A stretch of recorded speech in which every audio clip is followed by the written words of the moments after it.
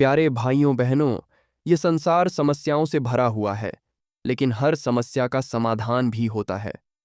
महाभारत के युद्ध के 7वें दिन सूर्य अस्त होने को था। अर्जुन के बाणों से घायल कर्ण मृत्यु के समीप था।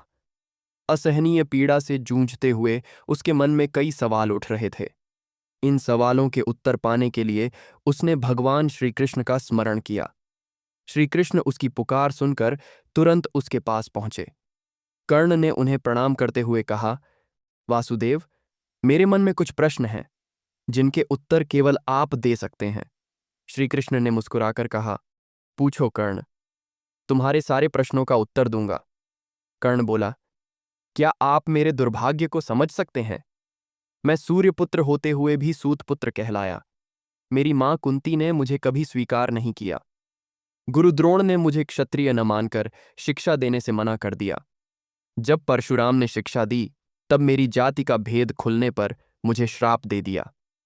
कर्ण ने अपनी पीड़ा व्यक्त करते हुए कहा, स्वयंवर में द्रौपदी ने मेरा अपमान किया। पूरी दुनिया ने मेरी जाति के कारण मुझे नीचा दिखाया। क्या यह मेरा दोष था? जब सभी ने मुझे अस्वीकार किया, तब दुर्योधन ने मुझे सम्मान दिया। क्या मैं गलत था कि मैंने उसका साथ दिया? श्री कृष्ण ने गंभीरता से उत्तर दिया, कर्ण, तुम्हारा जीवन कठिन था, परंतु याद रखो, हर व्यक्ति को जीवन में संघर्ष करना पड़ता है। मेरे जीवन की ओर देखो। मेरा जन्म कारागार में हुआ। जन्म के साथ ही मृत्यु मेरी प्रतीक्षा कर रही थी। बचपन में ही कई बार मुझ पर प्राणघातक हमले हुए। मैंने भी दुख और संघर्ष का सामना किया। श्री कृष्ण ने समझाया, दुख हर किसी के जीवन में होता है, परंतु यह हमारी जिम्मेदारी है कि हम सत्य और धर्म का साथ दें। तुमने कई महान कार्य किए, लेकिन अपने दुखों से प्रेरित होकर कभी कभी सत्य का मार्ग छोड़ दिया। यही तुम्हारा सबसे बड़ा दुर्भाग्य था। कर्ण ने उनकी बातें सुनकर कहा, हे वासुदेव, आपने मेरी सभी शंकाओं का समाधान कर दिया। अब मुझे शांति मिल गई। इसके बाद कर्ण ने श्री कृष्ण को प्रणाम किया और अपने प्राण त्याग दिए। महाभारत के युद्ध में एक और घटना घटी। भीष्म पितामह कौरव पक्ष से युद्ध कर रहे थे। उनके बाणों ने पांडव सेना को बुरी तरह से घायल कर दिया था। दुर्योधन ने उनसे कहा, पितामह, आप पूरी शक्ति से युद्ध नहीं कर रहे। क्या आप पांडवों का पक्ष ले रहे हैं? दुर्योधन के बार बार के तानों से तंग आकर भीष्म ने घोषणा की, कल मैं पांडवों का वध करूंगा। पांडवों ने यह सुना तो द्रौपदी चिंतित हो उठीं। वह तुरंत श्री कृष्ण के पास पहुंची और कहा, सखा, पितामह ने पांडवों के वध की प्रतिज्ञा ली है।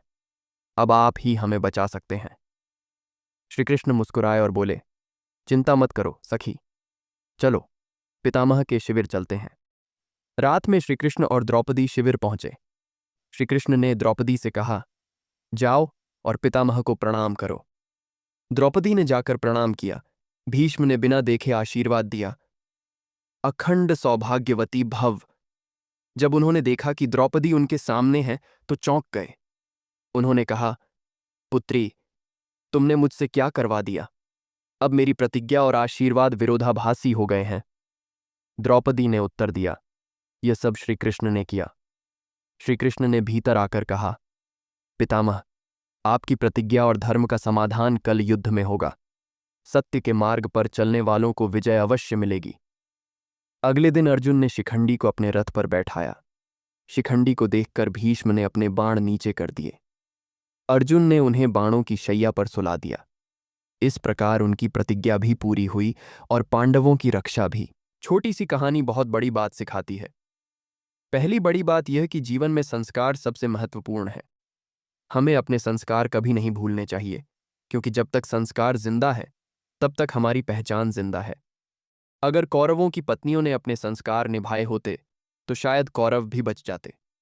दूसरी बड़ी बात यह कि हर समस्या का समाधान है।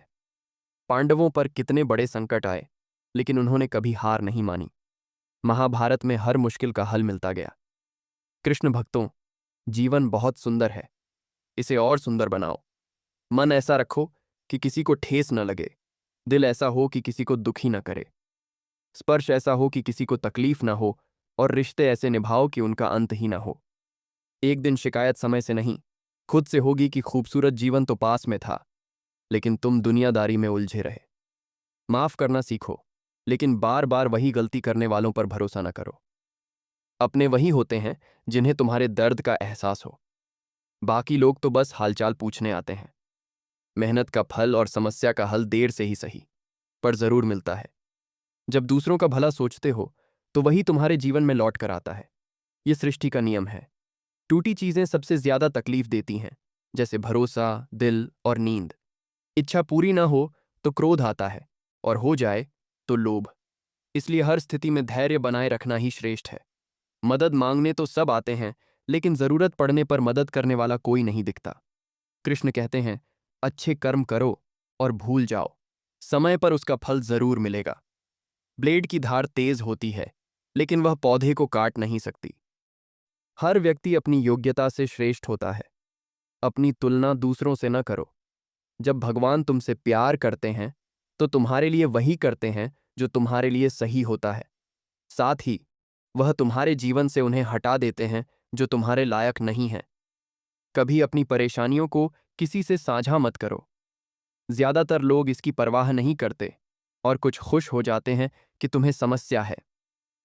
कृष्ण कहते हैं, अगर कोई तुम्हारी कीमत नहीं समझता तो निराश मत होना, क्योंकि छोटे व्यापारी को हीरे की परख नहीं होती।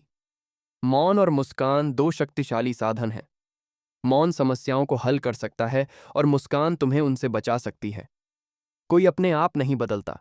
हादसे इंसान को बदलने पर मजबूर कर देते हैं। जिंदगी एक बार मिलती है, ये गलत है। मौत एक बार मिलती है, जिंदगी हर रोज मिलती है। कृष्ण कहते हैं, लोग जो तुम्हारी बुराई करते हैं उन्हें करने दो। ये काम केवल छोटे लोग ही करते हैं। धोखा सिर्फ फरेब देकर नहीं होता, बल्कि किसी से अपनापन दिखाने का नाटक करना भी बड़ा धोखा है। हिम्मत मत हारो। जिन्हें तुमसे उम्मीद नहीं थी उन्हें करके दिखाना है। कृष्ण कहते हैं, साथ दो तो खुल कर दो। विरोधी कहलाओगे, लेकिन गद्दार नहीं। रिश्ते ऊपर वाला तय करता है। कुछ लोग बुरे वक्त में पास होते हैं, बाकी दूर खड़े बस तमाशा देखते हैं। अपने जीवन को कर्म से सुंदर बनाओ। गीता यही सिखाती है कि हर दिन को श्रेष्ठ बनाओ। दुनिया में लोग तुम्हारी अच्छाई पर खामोश रहेंगे, लेकिन तुम्हारी बुराई पर गूंगे भी बोल पड़ेंगे। जो गलतियां माफी मांगने के लायक नहीं रहीं, वह सबसे ज्यादा दुख देती हैं। समय कभी एक जैसा नहीं रहता। जो आज तुम्हारा है वह कल किसी और का था। अर्जित करना है तो प्रेम और अपनापन अर्जित करो, क्योंकि यही हमेशा साथ रहता है। ज्ञान और विवेक का संतुलन बनाकर जीवन को सार्थक बनाओ। बिना विवेक के ज्ञान केवल विनाश लाता है। जीवन में सुख और शांति की तलाश कर्म और संतोष से पूरी होती है। मुसीबत में सहायता मांगो, लेकिन सोच समझकर। मुसीबत थोड़े समय की होती है, लेकिन एहसान जिंदगी भर का। सफलता के लिए जुनून चाहिए, क्योंकि जिंदगी का हर दिन परीक्षा है। भरोसा अपने ऊपर करो, क्योंकि सहारे ज्यादा समय तक टिकते नहीं। धन, सुंदरता या शक्ति पर घमंड मत करो। समय के पास सबका हिसाब है। जो दूसरों को रुलाता है वह खुद एक दिन रोता है। जीवन का असली आनंद संतोष और रिश्तों की मिठास में है। इसे संजो कर रखो।